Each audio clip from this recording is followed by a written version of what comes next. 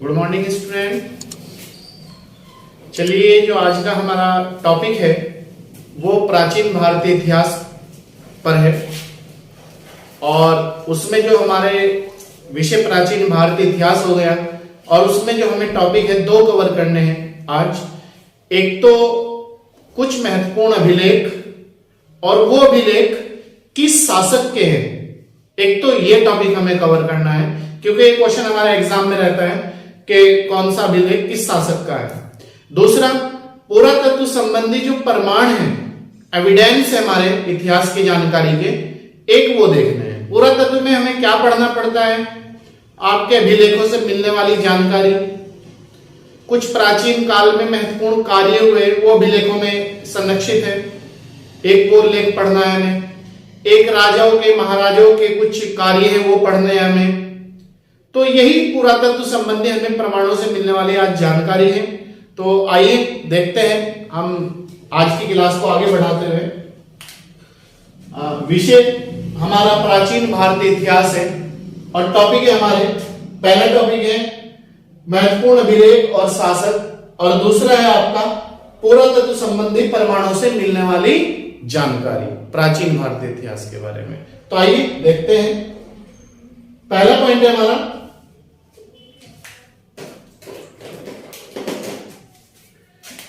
भारतीय पुरातत्व शास्त्र।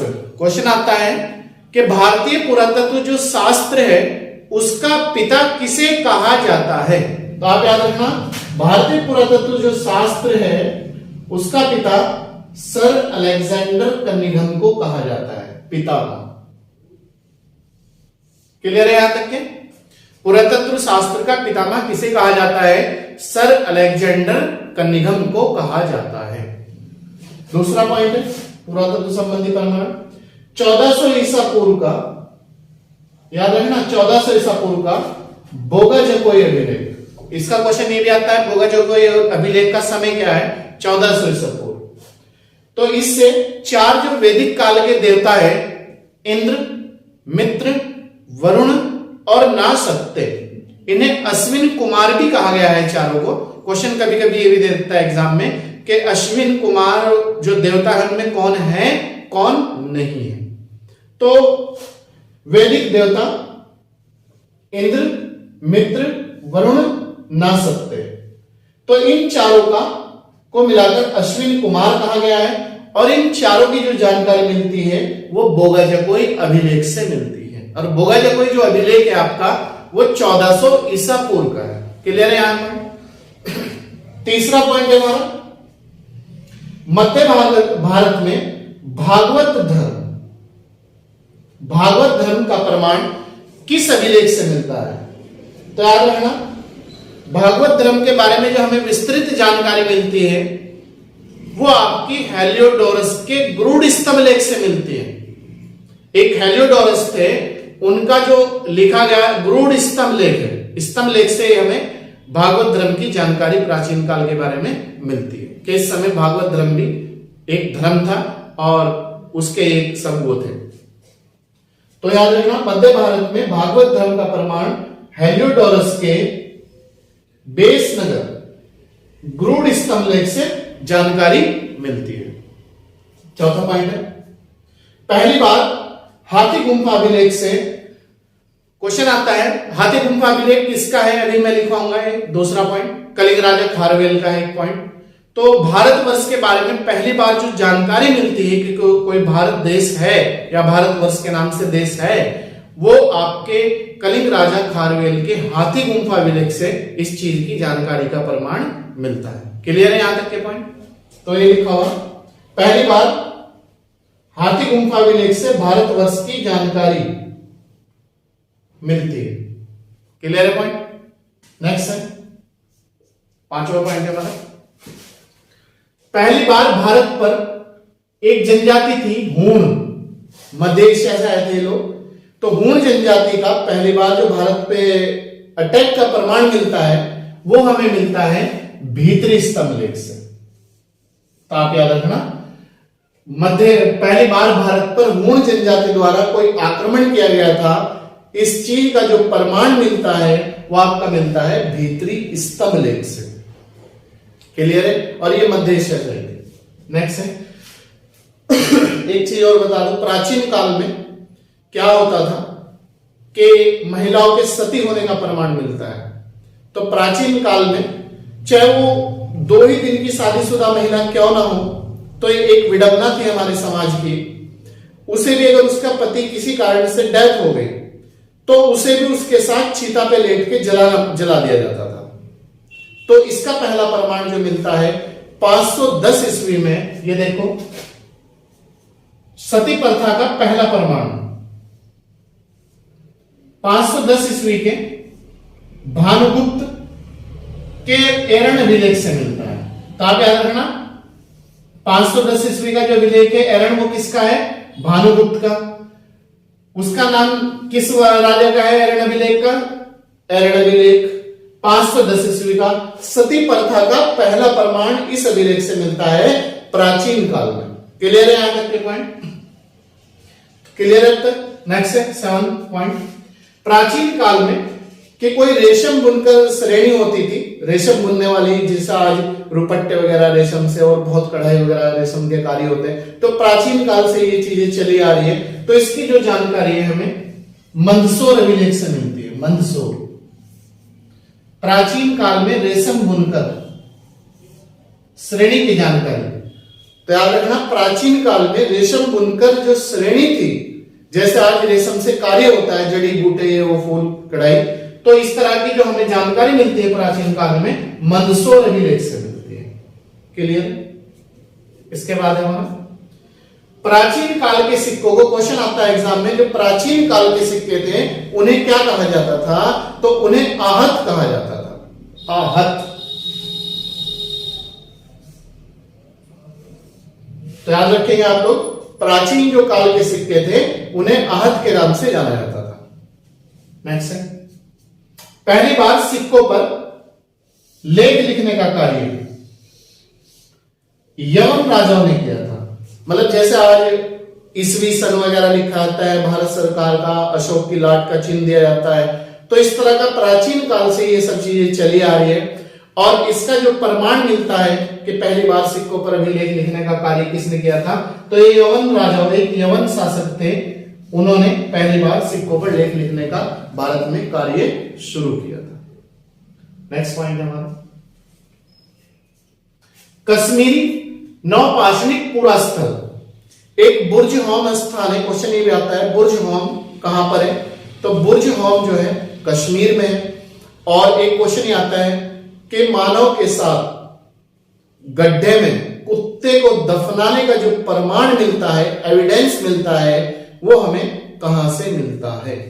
तो ये मिलता है हमें बुर्ज होम। और बुर्ज होम जो स्थान है वो वर्तमान कश्मीर में है। तो देखिए, कश्मीरी नौपाषाणिक पुरा स्थल बुर्ज होम से हमें गर्तावास, गर्तावास का मतलब होता है गड्ढा, का प्रमाण मिलता है।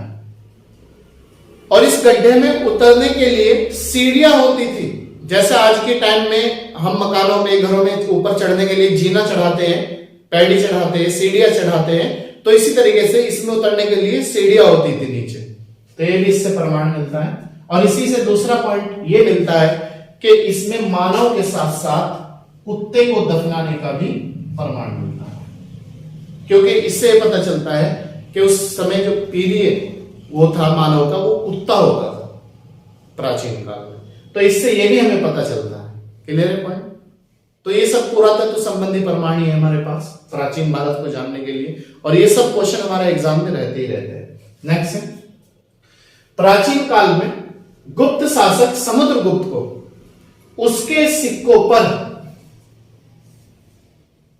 समुद्रगुप्त को उसके सिक्कों पर वीणा बजाते हुए दिखाया गया है। तो इससे क्या पता चलता है कि उस समय जो शासक थे वो वीणा के शौकीन थे, गाने बजाने के शौकीन थे प्राचीन काल में। तो जो समुद्रगुप्त था उसके जो सिक्के थे, गुप्त काल के सिक्के थे, उन पर उसे वीणा बजाते दिखाया गया है। तो इससे पता चलता है कि समुद्रगुप्त जो था वो संगीत का प्रेमी था, और संगीत का प्रेमी था। और प्राचीन जो सबसे वाद्य यंत्र है वो आपका वीणा है। क्लियर है यहां तक के पॉइंट? तो ये मैंने 1 पॉइंट और 2 पॉइंट करके लिखवाया भी आपको, आप इसे नोट कर लेंगे अपनी बुक में। इससे समुद्रगुप्त का संगीत के प्रति प्रेम का पता चलता है। किससे? कि प्राचीन जो सिक्का था उस पे उसे वीणा बजाते हुए दिखाया गया गुप्त काल का। दूसरे से यह पता चलता है कि सबसे प्राचीन जो वाद्य यंत्र है वो वीणा है। सबसे प्राचीन जो वाद्य यंत्र है वो वीणा है। देखो इसके बाद ये नेक्स्ट पॉइंट है हमारा अरिकमेडु। अरिकमेडु जो स्थान है वो है आपका पुडुचेरी, पांडिचेरी का नया नाम है पुडुचेरी। से हमें रोमन काल के जो सिक्के हैं वो प्राप्त हुए। तो रोमन काल का जो समय रहा है प्राचीन काल में, उसके हमें सिक्कों से पता चलता है कि उस समय राजा कौन हुए, क्या उनके कार्य थे, क्या उनका शासन था, क्या उनका प्रशासन था, क्या उन्होंने और अन्य महत्वपूर्ण कार्य किए सामाजिक क्षेत्र में। तो इनका पता हमें इससे चलता है। नेक्स्ट है सबसे पहले भारत के संदर्भ में बर्मा को जो है स्वर्ण भूमि, और वर्तमान म्यांमार का नाम बर्मा है। प्राचीन काल में म्यांमार को बर्मा के नाम से जाना जाता था। ठीक है। मलाया, स्वर्णद्वीप, कंबोडिया, कंबोज और जावा यवन द्वीप। तो इनसे हमें पता चलता है कि भारत के संदर्भ में इन चीजों से भी हमें पता चलता है कि ये सब प्राचीन काल में भारत में स्थान शामिल थे। नेक्स्ट पॉइंट हमारा उत्तर भारत के मंदिरों की कला जो शैली थी, क्वेश्चन ये आता है कि जो आपकी नागर शैली थी वो उत्तर भारत के मंदिरों की कला थी या दक्षिण भारत के मंदिरों की कला थी। तो उत्तर भारत के जो मंदिरों की कला शैली थी वो नागर शैली के नाम से जाना जाता है, उसे नागर शैली। और दक्षिण भारत के मंदिरों की कला जो शैली थी वो आपकी द्रविड़ शैली थी।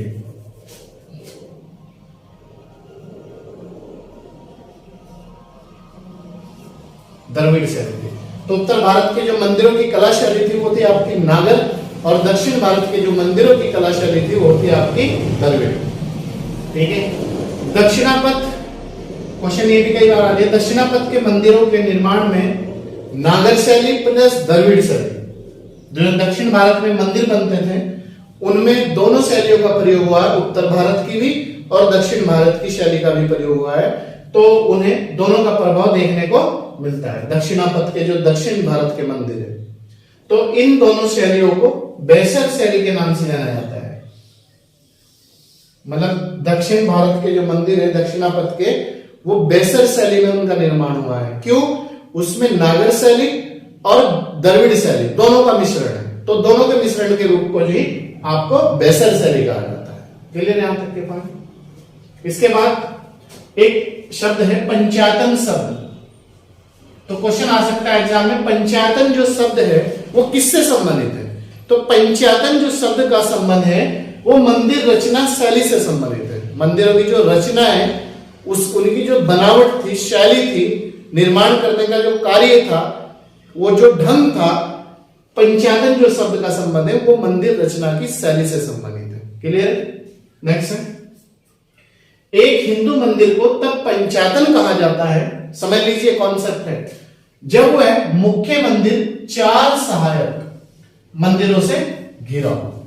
इसका मतलब यह है, देखो जैसे ये आपका मुख्य मंदिर है और एक से इधर से गिरा हुआ, एक से इधर से, एक से इधर से, तो ये आपका मुख्य और ये 4 मंदिर है। तो इसके 4 सहायक मंदिरों से घिरे होने के कारण इसे पंचायतन कहा जाता है। क्लियर है? मुख्य मंदिर 4 अन्य सहायक मंदिरों से घिरे होने के कारण ही पंचायतन कहा जाता है। और पंचायतन जो शब्द का संबंध है वो मंदिर से है, मंदिर शैली से है। क्लियर?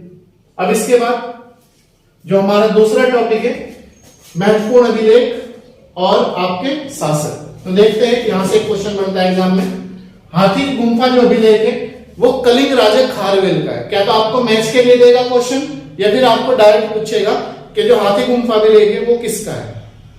तो कलिंग राजा खारवेल का है।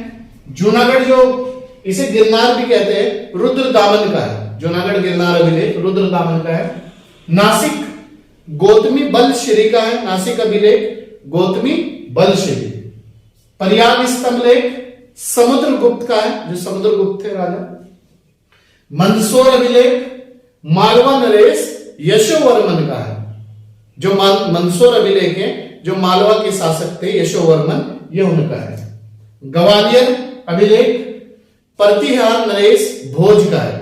ग्वालियर जो अभिलेख है वो प्रतिहार नरेश भोज का है।